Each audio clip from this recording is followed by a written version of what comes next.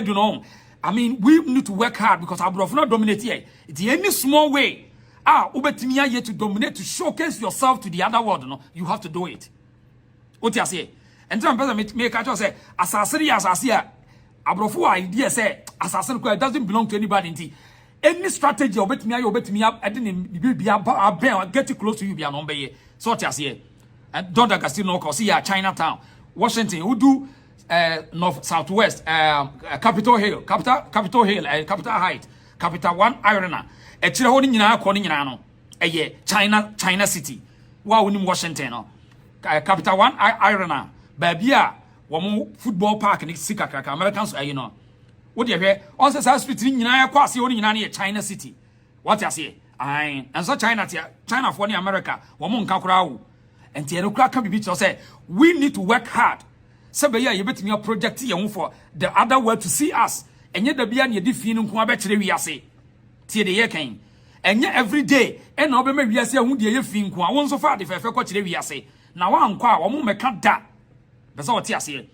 So one for the year na kwa one ma me can't the year for one da. Ne we are say. So one promote obi no be promote.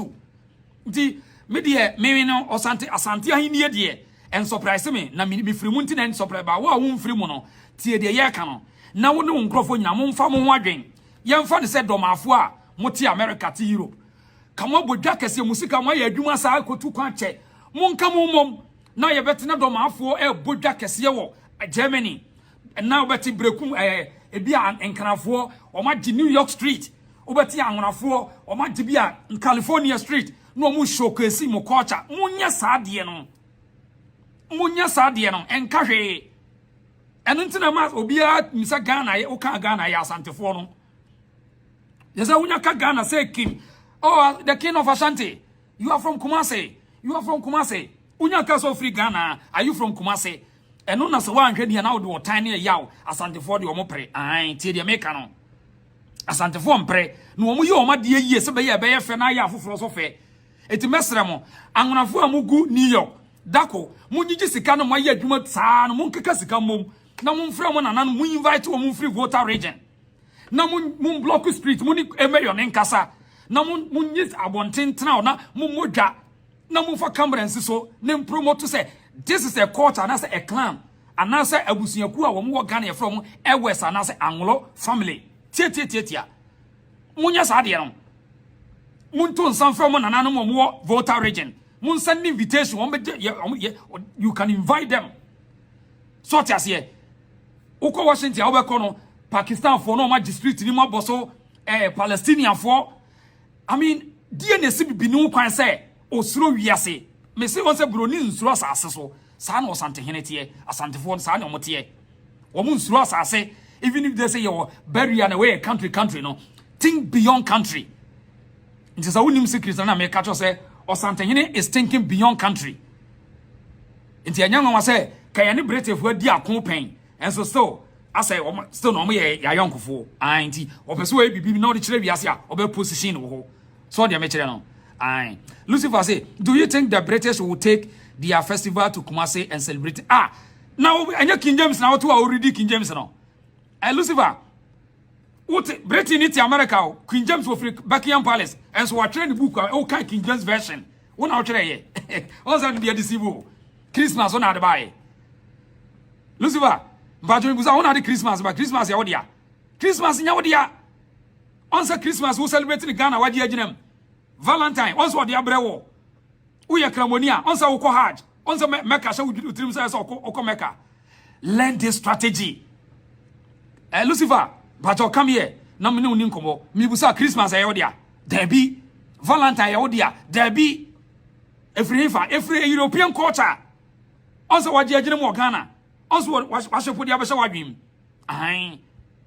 ti de make no ti Asantehene edi yenso ye culture na ikwas abonten a ensehwe ese wonso mo media de begiro obi abetwa bi kama onso media no abetwa ba se ka wo ya obeji visa na ba no wo ma ba won say enne the Sun all the newspapers in UK by be the king of Asante obi ti Ghana say ye nka king of wan and so UK all the newspapers The king of Asante is in the streets of London. The king of Asante demonstrates showcase the beautiful culture of the Asante Empire.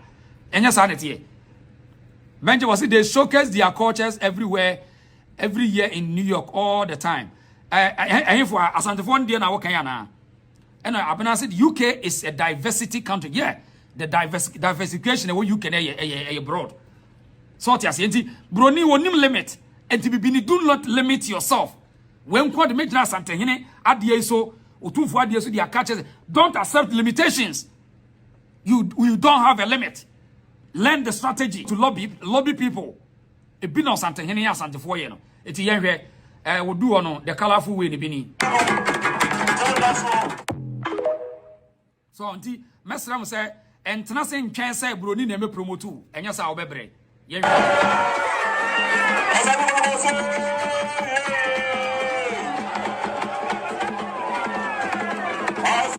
you can even imagine say what me aswan apakam will be my say and pass it will be my yaswan apakam.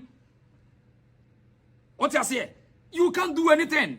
Wanyampa was yaswan at the HRO say this is the African culture, Ghanaians, Asante people. Tiede yekano.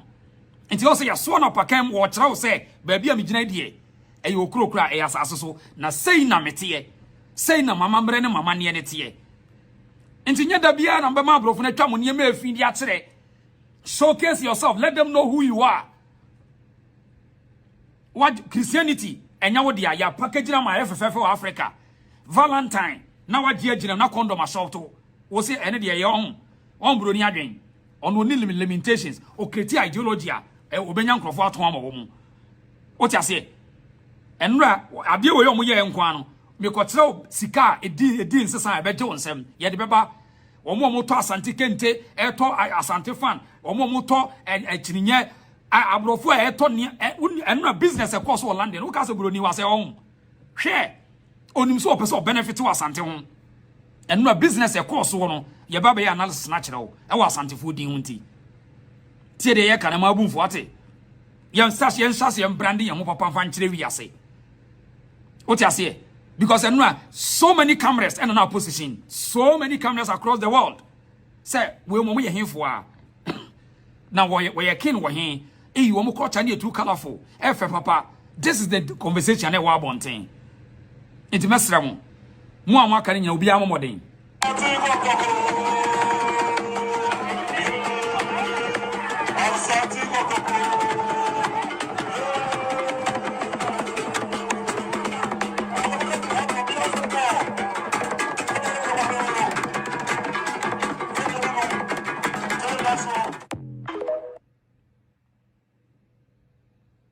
January Biosuna.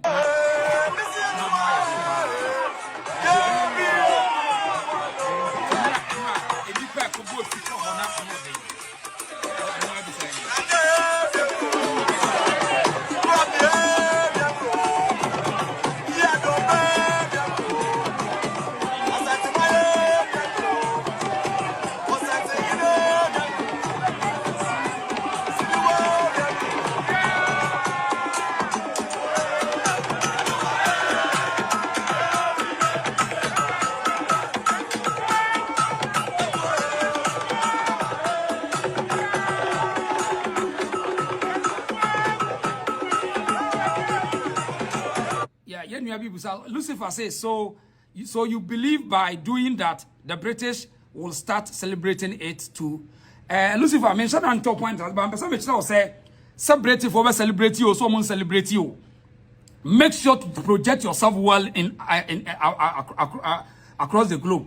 The investor can say, so I'm be you, so I'm you, and can say the way and be answer. So said the million to Bruni be any fan and any there be. Yet the opposite way, no, or the year way, no. Lucifer, Sir Britain, you so one you, and no, and you know 7 years can name, obey who say, and go away, and you think one or team, or more at the furniture, say. So I said, Lucifer, on say, the piano, Bruni person, what the idea think one represented Bruni, Bibini, so I got. Or my biamu, a few or the name and coyo, we dispute our factor, but. Debian omo decide ye no tag bibini so omo de afin ekom eniema ne tade ye enye no kore enye ntum even though see enim ye yade no ba enye ntum ebi na Asante wo ye no onye ntum say Britain ye defeat ni da onye ntum ye nyi so ntum da enti asa wote sa de na say asa isim say enipa bi I accept defeat easy eno na Asantefour no ya na wo mo nyi defeat into what defeat ko onye ntum da eye sa na esa wo yere ho ye on se buroni waje atum say wo defeat ni da buroni adi nkugu owiase onye ntum da twa kai bacho tie de meka no enti Asantefour omo nyi defeat ntum enti na besi ne omo di land yakone abasa ye nyi ntum se land buroni di yeso da ye nyi ntum o meka no kra na akere o but as a enkrofo bi ye interest say ya twetwe book amane say British colonized Ghanaians and na British was did this and ya twetwe no kan na ni age meka no kra na akere Asantefour don't believe that and utina wo todo kra na o ya mo say Ghana beto Asanteman unuma meka kere mo ye nyi ntum o meka kere o Asantefour don't believe in eniso ye nyi ntum enutina besi ne Britain ya no mo sina Otumfour ni Britain for wonu ohunu say ye ko iko in fact ya kra ye wade papa bi time na de mo aye ni ntina mo no mu fi sa mo ye tough et mesra susu accept defeat ye nua no musu ya ko na aka no susu nyi ntum se buroni bedi mo so susu nyi ntum monye mo yire mfi kakra pretend say ye ni wo bi ani wo so ne ye hwade na mo amuti abroche ya mo package mo kakra mu wo musia ko bebre na adom ahene domafo dako montum nsanfre na adom ahene na mu modwa e wo London Germany munye na ye nyine ba be support misra mo montom homa wiase because na mu access amudi tu kwan bebre mu amugwa brochire ya domafo ya na mu di atem no mu invite mon keka mu invitation we mama cham say the secret invitation domafo no we extend this invitation to our king and now our paramount chief Nadomahene, the president of the Bono Ahafo House of Chiefs, blah blah blah. He's also a high court judge. We extend this invitation for him to come and grace our cultural 25th this culture. And I said our kente this and I said asabi kwamotimi the asabi atoso. No more invitation. No more the akomano or the Drew Embazia or no crowd won't call obi obefa phone. No afraid what so this mom yakwa okay Doma group in London and I invited Doma Hene nti wo ba no bia we are sponsoring each and everyone this trip blah blah blah nti wo ba no woni ne ntoaraj na munyina mo sesa Doma am afa se ne niema na mo de abegu street ne so na wiase de camera besi ho tie dansa obetra internet so didi atem tie de make atro no enidi atem sampa se munnim mo wo bibipa monsesa moa monka mumom na monsesa musika na monfa invited na Adom ahene emra London ana Germany why mon promote Ghana bi na ya bre Asantefour bre dodo promote Ghana sa sto na mo say di atem e di ani e di akura no Lucifer de manya no ho abotre bia on say me obi oni bi de na pese me what time say me kire na de A class 20 was Asantehene came and showed his splendid and was splendor, and it was also received by the king of Sandringham. Yo, nasa wahini bisu or Charles Munasa Omo, they are ready say Benjamin say any Ghanaian speaking against this must be very ignorant. I mean, when Tiana Munya but any enchra won bebre nim musuya kona kan bebre nim said yes brandy home.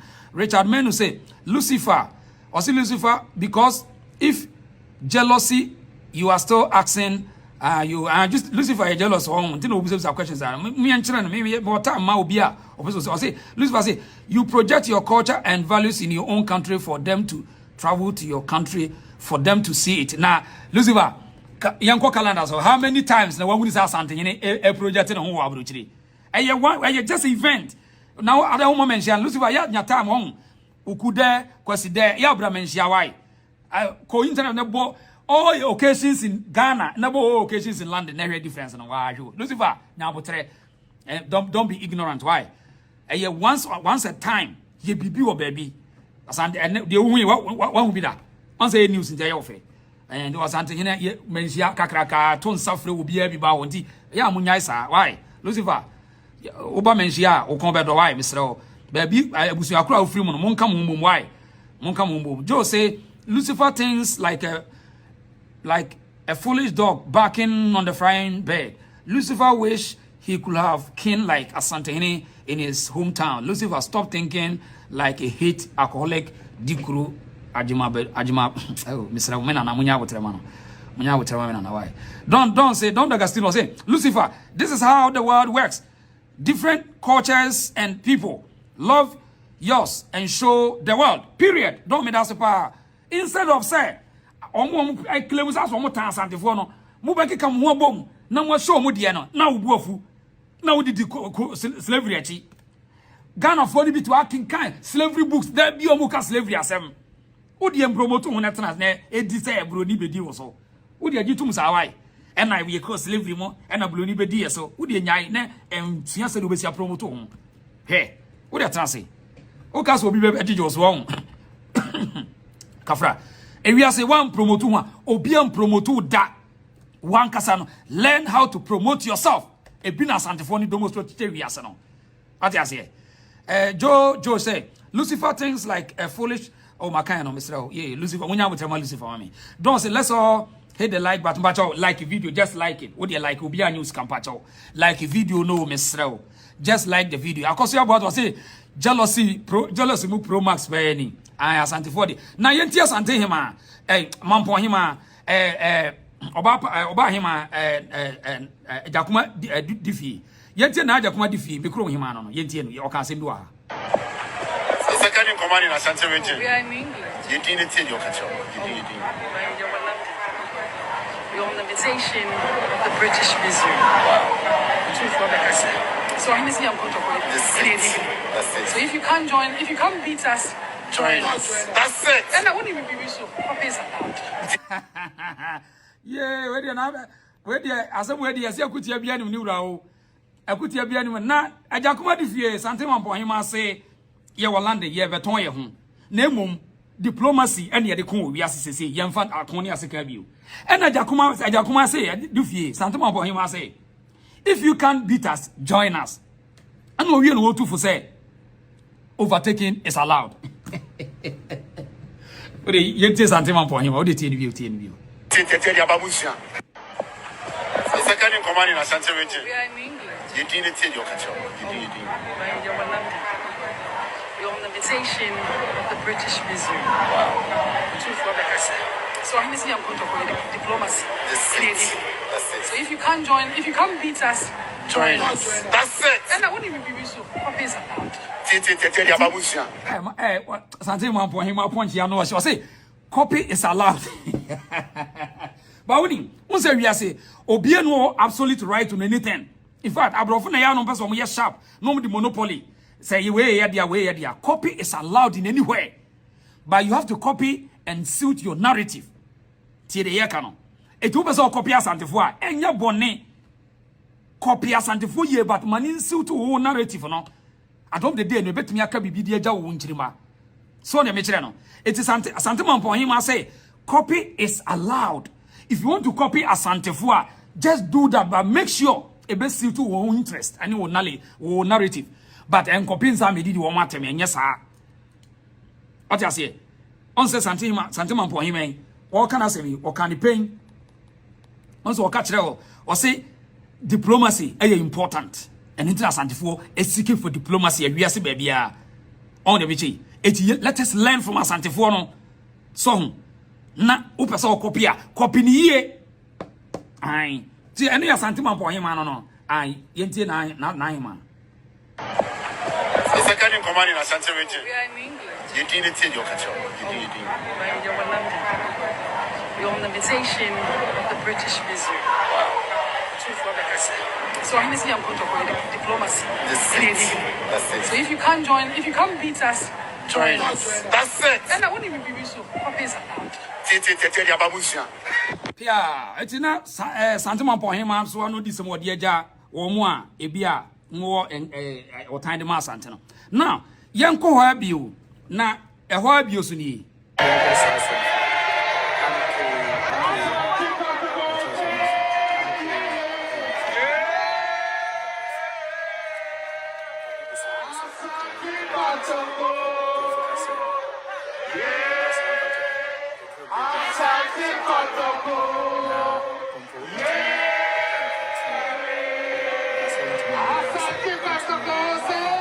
Right, so that was London. Amonte so na Asantefour SSR one money man nyina say omo de kokyere wi ase nti de ekosi wo so no Asantefour akokyere ewi ase bibi say enye da bia na mo de fi efi be nko be di ye hu nkomo nti no so no now yem free ho na yemra Ghana Police Service